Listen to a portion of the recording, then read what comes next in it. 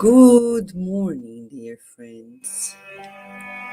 You and I are invited to a new day, and a new day is a new beginning. God is inviting us to the opportunity of renewing ourselves so we can progress. And chapter 20 of the book, Words of the Life Eternal, brings to us another step towards it. He quotes Jesus' inspiration as written through the Philippians 4:8 when Paul said, mediumistically, if there is any virtue and if there is any praise, let that be what occupies your thoughts. What does that mean? Let's see what Emmanuel needs to teach us today for our own benefit. Let us work watching. What occupies our thoughts is the substance from which our own life will constitute. In this way, let us remove from the heart everything that is not material for building the divine kingdom in ourselves. Indeed, much criminal suggestion will seek to cloud our minds. Much slime of the road will seek our hands in the journey of each day. And much debris of the world will try to immobilize our feet. It's going to be the cloud of incomprehension disturbing our home. It's the undue accusation intermingling with the destructive slander. It's the gossip inviting us to lies and indiscretions. It's the friend of yesterday who surrenders to the requisitions of darkness, passing to the condition of censor of our qualities still in the process of improvement. Meanwhile, ahead of all mishaps, don't get caught up in the webs of disturbance and shadow.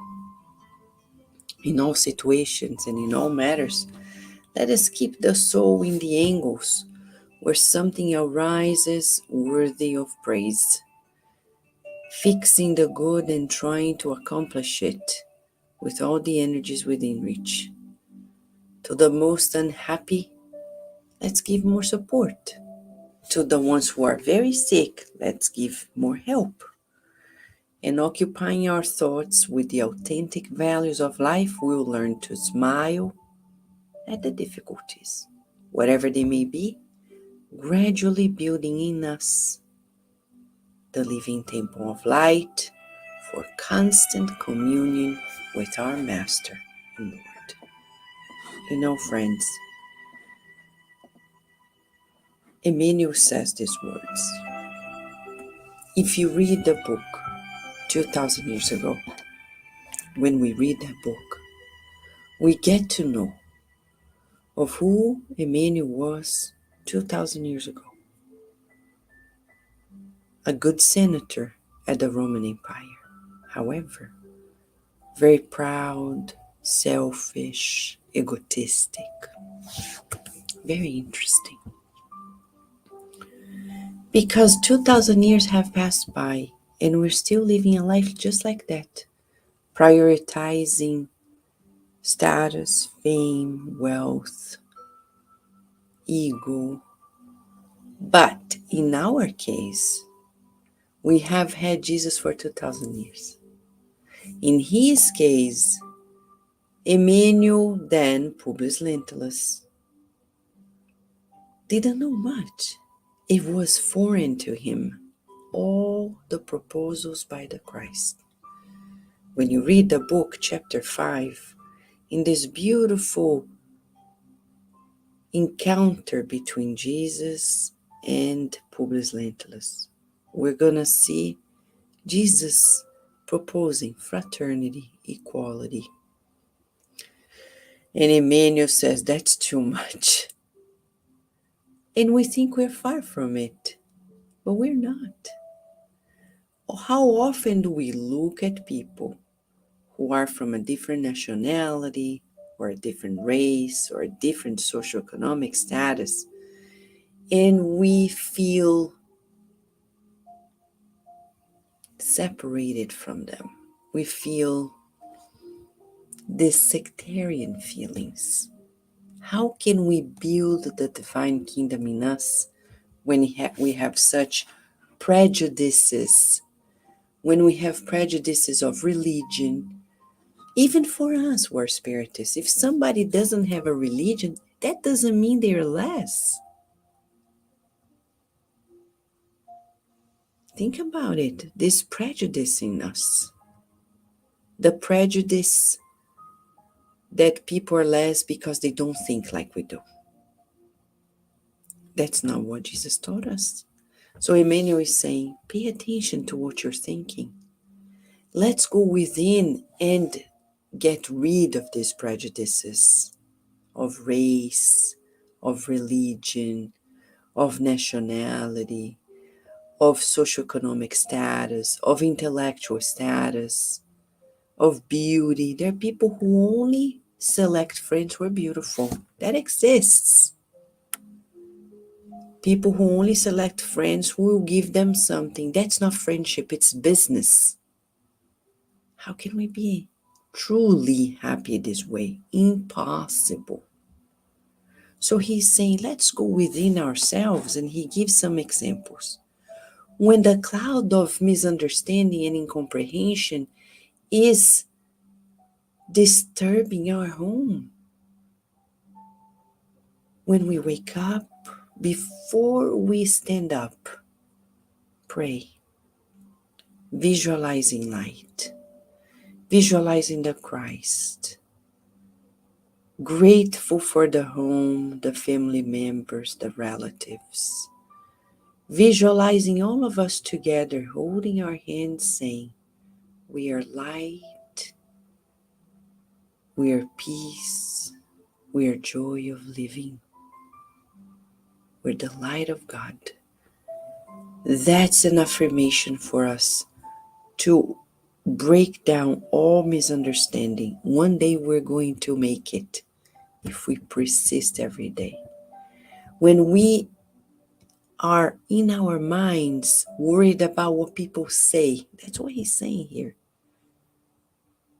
He is portraying exactly what he lived when he misunderstood his own wife, when he accepted the slander from people, when he saw the people in his life going to a different direction.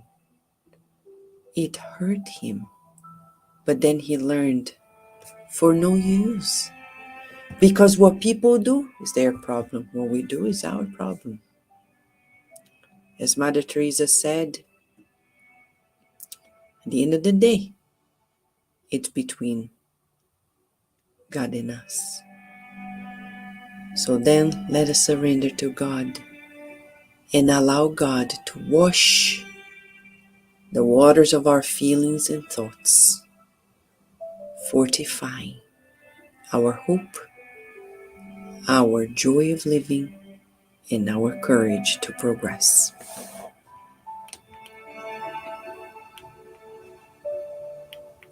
Thank you, God,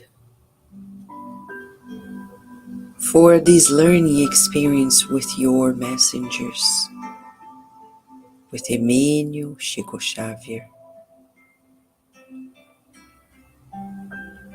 We have a lot to learn, to believe in the good in spite of the odds, to visualize your spirit doctors, nurses, and therapists kindly rescuing those who are in need of love, of faith. Thank you, God, for the opportunity of leading us into a new direction.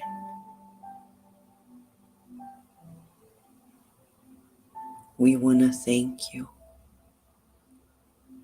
for this opportunity of learning to domesticate our thoughts and feelings. We visualize flowers of reconciliation being given to all in our life whom we need to reconcile with.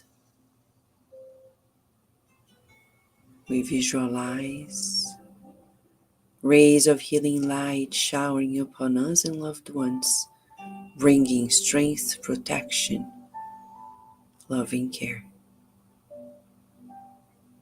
Thank you, God, for the gift of life.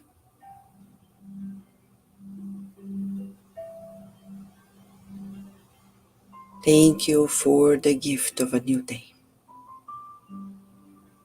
May the energy medicine that you now pour onto us provide us with new energies, new opportunities to grow and to progress.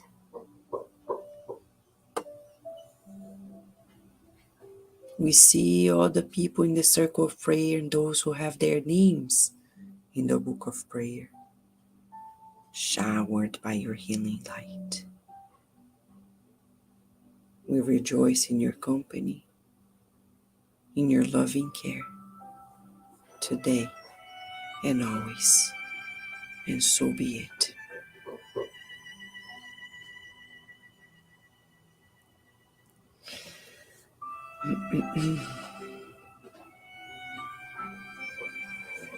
Dear friends, today our exercise is, what is the exercise? That we don't get caught up in the webs of disturbance, says Emmanuel. That we occupy our thoughts with authentic values of life. Let us do so and say, I am health, and I am abundant in health, in wealth, in balance, in beauty within. Let us, every negative thought and feeling, immediately substitute with a positive one, visualizing our immortal being strengthened and progressing. Thank you, friends, for this togetherness. Thank you, Lou. Thank you, Narciso. Thank you, John. Thank you, Slavic. Thank you, Daisy. Yes, Daisy, it's a beautiful exercise. Thank you, Marco. Thank you, DSP. Yes, John.